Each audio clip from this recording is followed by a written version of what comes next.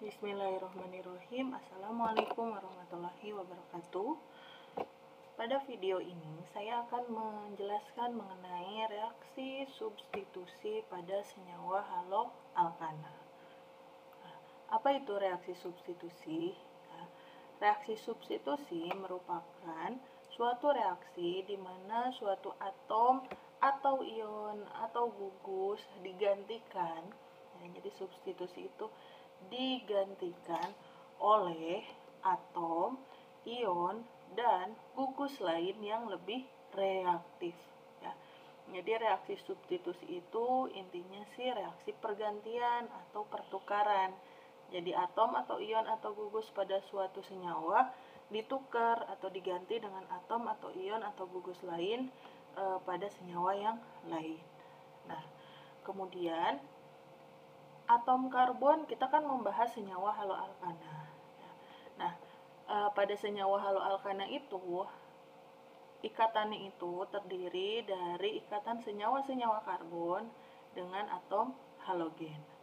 Nah, atom karbon yang berikatan langsung dengan unsur halogen, jadi karbon yang berikatan langsung dengan halogen, itu mempunyai muatan positif parsial. Jadi karbon yang langsung berikatan dengan unsur halogen itu cenderung lebih elektropositif. Contoh di sini saya ada senyawa bromometana. Nah, yang mana sih karbon yang langsung berikatan dengan unsur halogen itu? Yang ini.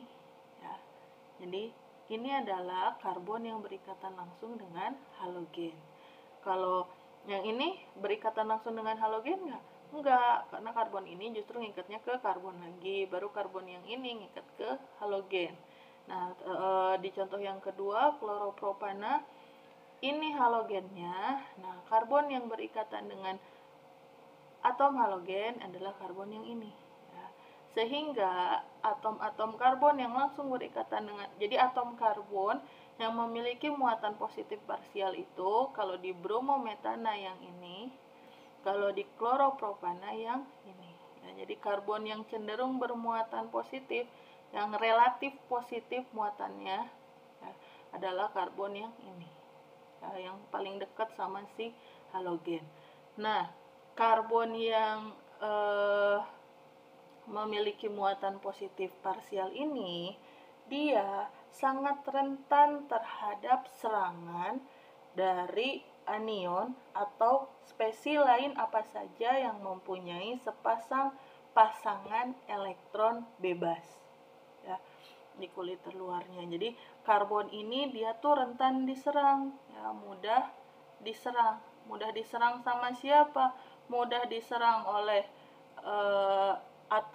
oleh ion yang bermuatan negatif, oleh ion negatif, atau oleh atom yang punya PeB, atau oleh gugus yang punya PeB. Contoh ini, senyawa bromometana kalau bertemu dengan ion hidroksida OH-, maka si OH- ini dia akan mudah menyerang si C yang bermuatan positif parsial ini. Jadi kalau ada OH-, dia bertemu dengan bromoetana, maka si ion ini dia akan menyerang C yang ini nih.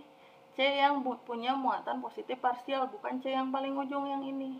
Begitu juga di senyawa yang kedua ini, kloropropana, C yang ini yang punya muatan parsial positif parsial, ini lebih mudah diserang, rentan diserang sama ion metoksida. Jadi kalau ketemu ion metoksida, ini namanya metoksida, C yang ini tuh mudah diserang. Yang mudah diserang C yang ini, bukan yang ini atau yang ini, Kenapa? Karena C yang paling dekat dengan yang berikatan langsung dengan atom halogen, dia itu punya muatan positif parsial.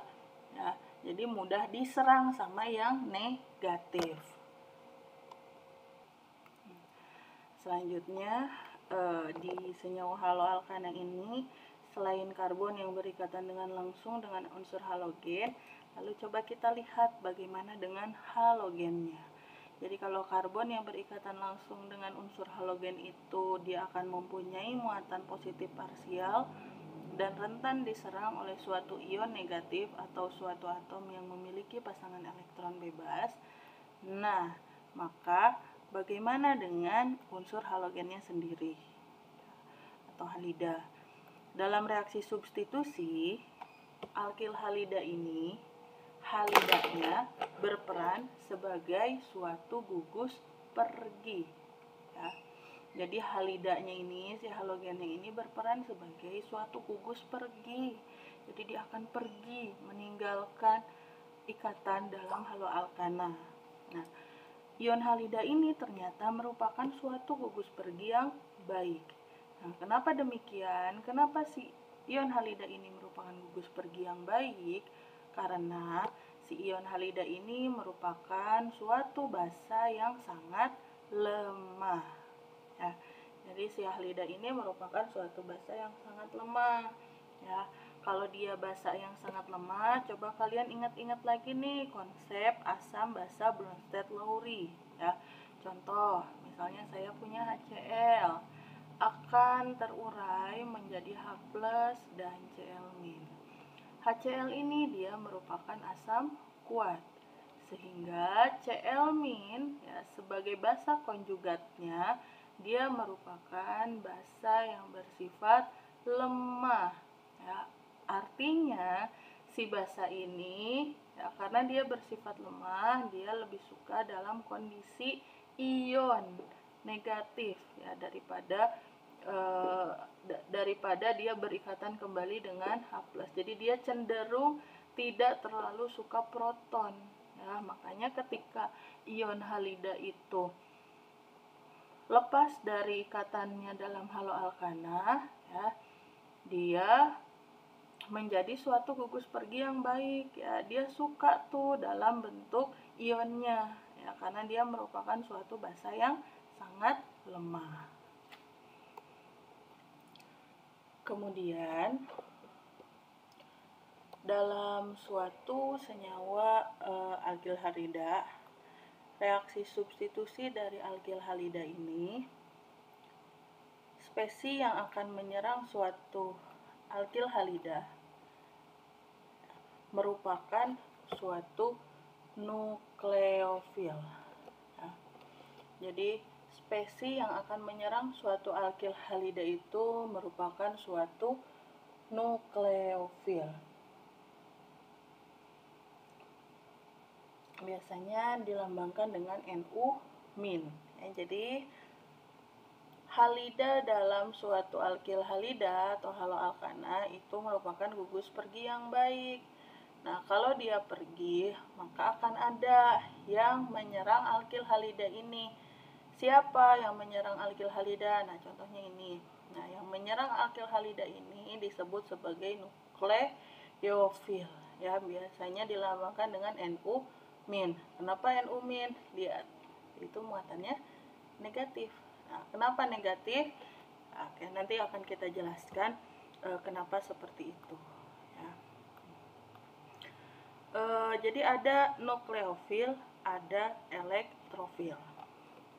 Tadi nukleofil itu merupakan spesi yang menyerang suatu alkil halida dalam reaksi substitusi alkil halida. Nah, nukleofil itu sendiri apa sih? Nukleofil merupakan suatu spesi ya, yang tertarik ke suatu pusat yang bermuatan positif. Jadi, nukleofil itu merupakan suatu basa Lewis. Ya, basa Lewis itu kan basa Lewis itu donor pasangan elektron. Berarti nukleofil itu dia harus punya pasangan elektron atau paling tidak dia bermuatan negatif. Ya. Jadi nukleofil itu karena dia merupakan basa Lewis maka harus punya PeB atau dia bermuatan negatif. Ya. Nah, kenapa dia harus bermuatan negatif atau punya PeB? Karena nukleofil ini akan menyerang suatu inti yang bermuatan positif, ya. Jadi nukleo itu kan nukleo itu inti, fil itu suka. Jadi nukleofil itu dia suka inti. Inti muatannya positif, berarti si nukleofil ini muatannya negatif. Atau kalaupun dia merupakan suatu atom yang netral, harus mempunyai pasangan elektron bebas, ya. Karena nukleofil itu merupakan suatu basa fluid. Nah, pada suasana yang sesuai katanya semua basa dapat bertindak sebagai nukleofil, tetapi tidak tidak sebaliknya gitu. Sebaliknya semua nukleofil juga dapat bertindak sebagai basa. Ya, maaf tadi saya salah. Intinya pada suasana yang sesuai semua basa itu bisa bertindak sebagai nukleofil. Begitu juga sebaliknya, semua nukleofil bisa bertindak sebagai basa. Nah, dalam reaksi pada haloalkana, kita nanti akan mengenal suatu nukleofil. Nah, ada juga yang disebut sebagai elektrofil. Kalau nukleofil itu dia menyukai inti, nah kalau elektrofil dia menyukai elektron. Elektron itu kan yang bermuatan negatif, ya. Elektron itu kan sesuatu yang bermuatan negatif. Jadi kalau si elektrofil dia suka yang muatannya negatif, berarti elektrofil sendiri dia muatannya positif, ya. Nah, suatu elektrofil adalah suatu spesies yang tertarik pada inti yang bermuatan negatif. Jadi, suatu elektrofil itu merupakan sebuah elektrofil itu merupakan suatu asam Lewis, ya. Jadi kalau misalnya nukleofil basa Lewis, nah kalau elektrofil dia adalah asam Lewis. Jadi demikian ya perbedaan nukleofil dengan elektrofil. Nah, mana yang nanti dipakai dalam reaksi substitusi, mana yang digunakan dalam reaksi eliminasi, nanti akan kita bahas satu persatu dalam jenis-jenis reaksi pada senyawa haloalkana, ya. Jadi senyawa haloalkana itu bisa mengalami reaksi substitusi, bisa juga mengalami reaksi eliminasi. Nah, demikian penjelasan saya mengenai pendahuluan reaksi substitusi. Terima kasih. Assalamualaikum warahmatullahi wabarakatuh.